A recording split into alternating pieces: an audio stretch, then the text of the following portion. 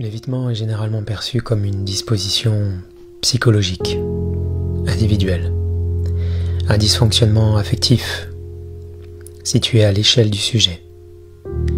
Mais cette perspective, bien que partiellement fondée, néglige un fait fondamental. L'évitement est une construction socio-historique. Il est la forme sédimentée de multiples renoncements affectifs, imposés par les structures familiales, culturelles et genrées. Il y constitue un symptôme, non d'un désordre intérieur isolé, mais d'un ordre social qui fait de la distance affective une norme virile et transmissible.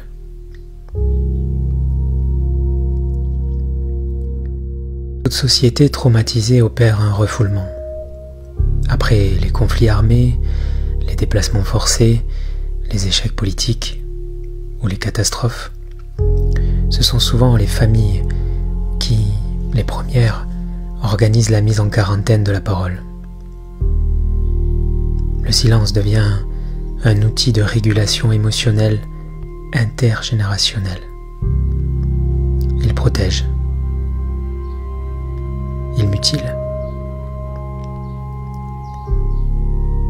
Ce silence n'est pas une absence, c'est un discours. Il signifie « rien ne doit passer par les affects ».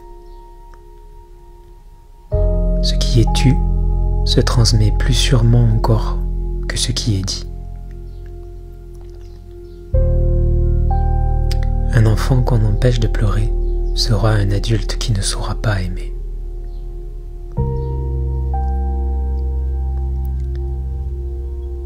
Un père absent laisse toujours une blessure d'invisibilité dans le cœur d'un enfant.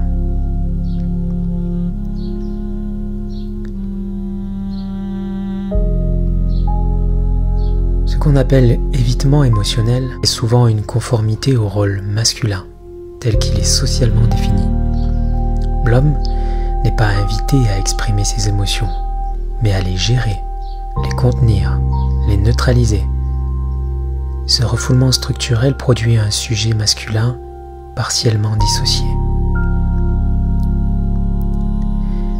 L'évitement devient alors une compétence sociale.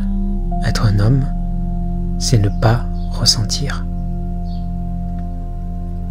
Ou à tout le moins, ne pas manifester qu'on ressent. Cette normativité affective est une forme douce, mais persistante, de mutilation psychique. La virilité est un piège symbolique où se rejoue sans cesse l'injonction au déni de soi. La voix masculine dominante est celle de l'autonomie, souvent au détriment du lien.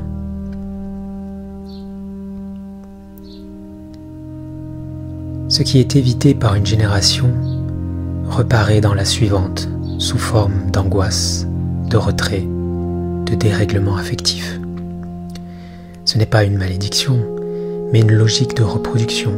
Les affects non reconnus deviennent des structures implicites. L'enfant apprend à s'éloigner non par nature, mais par imprégnation. L'adulte évitant n'est pas un individu défectueux. Il est l'effet différé d'une série de micro-dissociations vécues dès l'enfance. L'incapacité d'un parent à soutenir un affect devient chez l'enfant l'impossibilité à l'exprimer. La douleur qu'un parent ne peut reconnaître chez lui-même, il l'interdit à son enfant. L'attachement évitant est une stratégie de minimisation des affects, rendue nécessaire par une figure parentale peu disponible émotionnellement. Mettre fin à l'évitement ne suppose pas un changement spontané du comportement, mais une reconfiguration progressive du rapport à soi, à l'autre, au langage.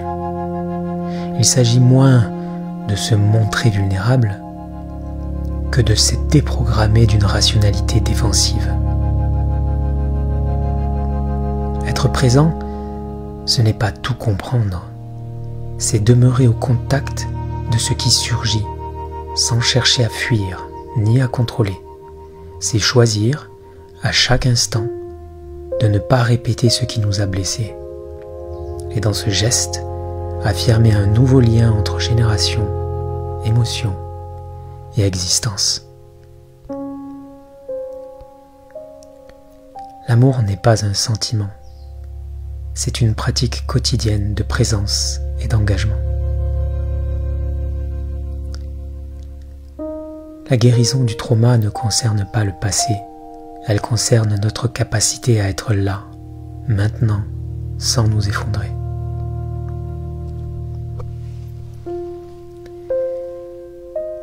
L'évitement est une mémoire collective enquistée dans les corps, mais c'est aussi une invitation, celle de devenir le premier ou le dernier à dire oui à la présence. Ce choix est inconfortable, mais il est libérateur, et il commence toujours par un geste minuscule. Restez là. Ne pas détourner les yeux.